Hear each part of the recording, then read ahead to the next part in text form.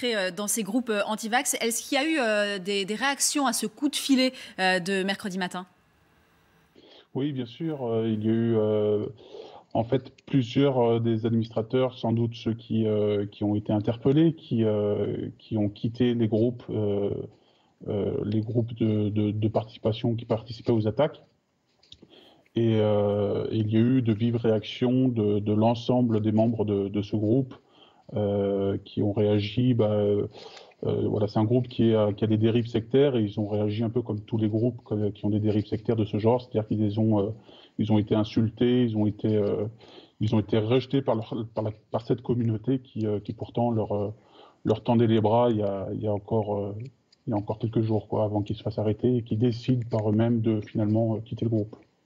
Alors, vous restez bien entendu avec nous. Ils risquent quoi, ces antivax? Comment la police elle a travaillé sur cette affaire, Christophe Moulin? Alors, ça date du printemps, parce qu'en fin de compte, ils ont attaqué. Alors, ça sera peut-être intéressant de revenir dessus. C'est une façon très particulière d'attaquer, c'est-à-dire qu'ils ne postent pas. Mais sinon, ils ne passeraient pas les radars de certains réseaux, mais ils utilisent une autre technique et tout aussi efficace en tout état de cause. Donc, c'est l'Office central de lutte contre le crime contre l'humanité qui a travaillé. C'est un office, ce sont des gendarmes. Ils s'appuient, alors ce qu'il faut savoir quand même, alors on ne donnera pas le détail de comment ils sont traqués, parce que c'est pas le but du tout, vous l'aurez compris, de cette émission, ce sera plutôt l'inverse. Mais en tout cas, il existe un maillage partout en France de gendarmes, policiers aussi, mais de gendarmes. Ce sont des gens qui travaillent dans la cybercriminalité, qui sont là pour traquer avec des logiciels très puissants. Et fait est que ces gens-là, les Vivi, VEV, alors V comme Vendetta, hein, d'ailleurs, pour que tout le monde comprenne. D'accord, je me posais la question. Ils sont à la fois pros et à la fois amateurs. C'est-à-dire que c'est quand même un peu du godillot. Donc les gendarmes sont arrivés assez vite sur eux. Ils ont pu identifier d'où ça venait, parce qu'il y en a 8 qui seront renvoyés dans un tribunal correctionnel. Il y en a un 9e qui est un peu dans les mailles et qui risque aussi de passer devant les tribunaux. Donc voilà, c'est une recherche qui s'est faite, qui a été ciblée, qui n'a pas été pour cela très très compliqué à faire. Donc ils ont pu remonter directement sur ces personnes. En plus, c'est des personnes d'un certain âge. On n'est pas sur du hacker, on n'est pas sur du jeune. D'accord, on n'est pas sur du donc voilà, donc il y a des choses. 40 et 52 ans. Voilà, et puis avec une certaine impunité qui fait qu'ils sont pas sous votre contrôle, on le verra peut-être. Mais avec une idée d'impunité que donnent les réseaux finalement. Voilà, ils n'étaient pas très très prudents. Ça leur a fait quand même très bizarre, pour tout vous dire, quand à 6h du matin, vous voyez des hommes en armes, parce que, bien évidemment, là aussi, les gendarmes ne savent pas à qui ils ont affaire, et qu'il y a des menaces qui sont, on y reviendra, très violentes, très ciblées, bien évidemment. Et donc, tous ces gens se sont trouvés en garde à vue, et ils comparaîtront tous devant un tribunal correctionnel. Si tout va bien, parce que vous avez ceux qui postent des menaces, vous avez ceux qui passent à la menace, et à exécution, et puis ceux qui profèrent des propos sur la haine raciale ou des menaces de mort. Donc tout ça se cumule quand même en droit.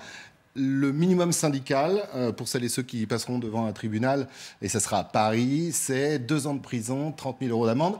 En tout cas, c'est la première fois qu'il y a un coup de filet significatif en un minimum de temps.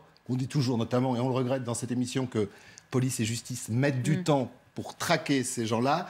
Il semblerait que police et gendarmerie aient quelques matériels qui permettent aujourd'hui quand même de cibler rapidement et de frapper fort. D'aller plus vite.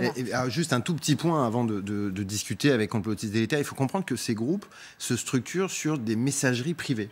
Donc c'est pas tant WhatsApp que Telegram, effectivement, cette fameuse application dont nous avons déjà beaucoup parlé ici. Et donc ils créent des groupes privés sur lesquels ils se donnent des consignes. Et les consignes, eh bien, c'est on donne une cible et on envoie la meute attaquer la cible. Et donc c'est pour ça que Complotistes délétères les a infiltrés. Je vais vous permettre de vous poser une question, chers complotistes délétères. Pourquoi vous avez eu cette idée folle un jour d'infiltrer les groupes anti-vax? Comment est-ce qu'on se réveille un matin et on se dit tiens, je vais infiltrer un groupe anti-vax sur Telegram? Bien, en fait, j'ai subi un peu indirectement l'une de leurs attaques il y a plusieurs mois de ça, en effet.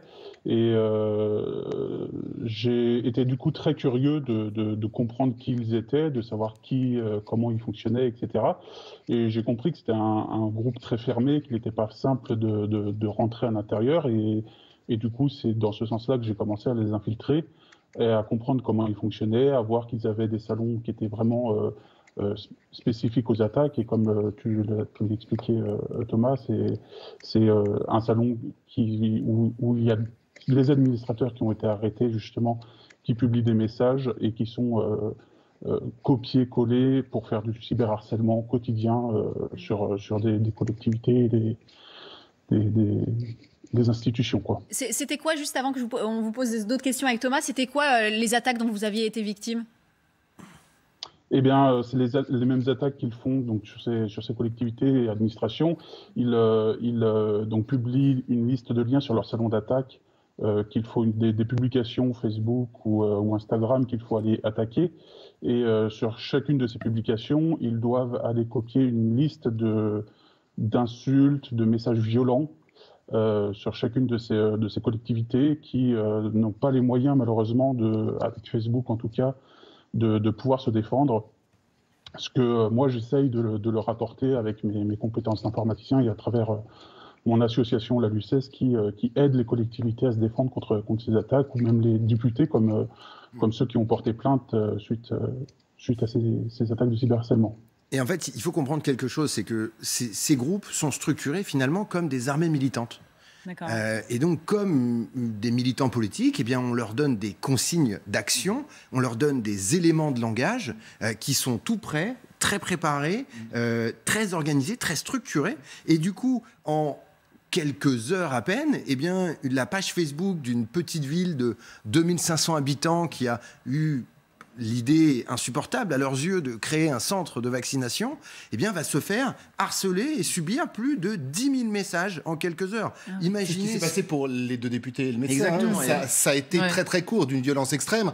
Alors, il s'agit de mots, ce que je disais tout à l'heure, c'est-à-dire qu'ils ne publient pas ou très peu. Enfin, quand ils rentrent dans les conversations sous vos photos, et c'est là où ils déversent leur en masse, de haine. Ouais. Mais l'une des députées s'est quand même retrouvée avec des menaces de mort, bien évidemment. Sa photo grimée en Hitler, qui a été largement diffusée et publiée. Et vous imaginez, on ne les dira pas ici, mais avec un certain nombre de propos plus corduriers. Ce qui vaut d'ailleurs qu'ils vont passer au tribunal. Complotiste délétère, c'est difficile d'infiltrer ces groupes, de rentrer justement, d'infiltrer ces groupes d'antivax? Alors, c'est pas quelque chose qui est à la portée de n'importe qui, puisqu'il demande d'écouter. C'est assez, comme j'ai expliqué, pas mal sectaire. Il faut écouter un certain nombre de fichiers audio très complotistes pour voir si on est d'accord avec leurs idées. Et ensuite, on est interrogé avant d'entrer dans le groupe pour savoir si on a compris ces audios, si on est d'accord avec ce qui est dit. Et voilà, et à partir de ça, ils déterminent si on est apte à rentrer dans leur groupe ou pas, quoi. Super. Je voyais Jade réagir. C'est vrai que c'est impressionnant ce qu'il nous raconte. Ça fonctionne un peu comme une secte. Hein, ouais, c'est ça. Oui, c'est un peu les mécanismes qu'on retrouve. Moi, ça n'a rien à voir, mais beaucoup travaillé sur la radicalisation terroriste. Et c'est dans le logiciel idéologique, la façon dont on approche des gens, parfois qui ont une vulnérabilité, une faiblesse ou qui ont un doute. Et moi, je crois que les antivax et la désinformation, elles pullulent sur la base d'un simple doute qu'on va aller creuser. Et là, en effet, ça donne l'impression que intégrer ces groupes-là, ça relève d'une dimension sectaire, d'un phénomène sectaire, et que l'idéologie, ensuite, vient s'accrocher. On vient mettre dans la tête de ces individus-là quelque chose qu'a priori ils pourraient partager sur la base d'un doute et qu'on va aller renforcer. Et c'est vrai que je crois que en 10 secondes, ce qui est en jeu dans ce phénomène-là, c'est la liberté d'expression. C'est qu'on a l'impression que la liberté d'expression nous autorise à tout dire, à tout penser. Et finalement, il faut le rappeler, le racisme, l'antisémitisme, l'incitation à la haine ne sont pas des opinions, ce sont des délits. Et c'est là qu'il y a tout un champ nouveau de la justice qui s'ouvre, parce que le travail qu'il va falloir que nos démocraties mènent face à ce phénomène, c'est comment est-ce qu'on appréhende ces faits et cette dimension nouvelle de la liberté d'expression qui est détournée. Très vite, Catherine, oui. Oui, juste une petite question. Je voulais savoir, est-ce que la décision, par exemple, du pass vaccinal, vous avez l'impression que ça enflamme encore plus les gens que vous avez infiltrés, ou que finalement, ils n'ont même plus besoin d'éléments extérieurs et qu'ils s'auto-nourrissent de leur colère et de leur esprit de complotiste, justement? Alors, le pass vaccinal est un élément une des informations qui enrichit un peu leur colère et leur haine, mais ils ont des informations quotidienne sur leur salon d'information. Il y a des dizaines de publications qui sont faites sur Telegram, sur leur salon privé. Il y a des dizaines de publications qui sont faites chaque jour avec beaucoup de désinformation. Hein. Le point commun entre tous ces membres, malheureusement, c'est leur manque d'esprit critique qui sont prêts à croire un peu tout et n'importe quoi. Et du coup, il y a énormément de désinformation et quotidienne qui est là pour amplifier leur haine. Le pass vaccinal, finalement, c'en est qu'un élément parmi beaucoup d'autres, quoi.